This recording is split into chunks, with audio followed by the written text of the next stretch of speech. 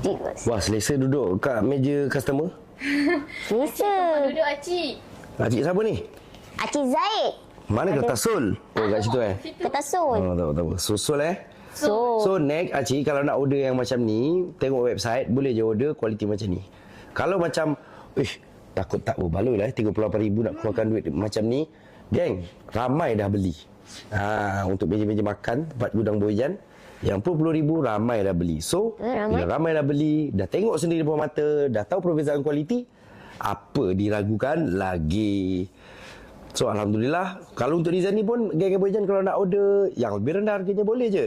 Tapi kebanyakan customer cenderung untuk ambil yang paling banyak customer order. Betul. Contoh yang paling laju, RM38,000 dari dulu. Bertahun-tahun dah boyan jual. Kualiti dia memang customer suka kualiti yang ini. So 20 lebih pun ada, 28 pun ada, 24 pun ada, 18 pun ada, bawah RM10,000 pun ada. Cuma kualitasnya takkan sama. Betul.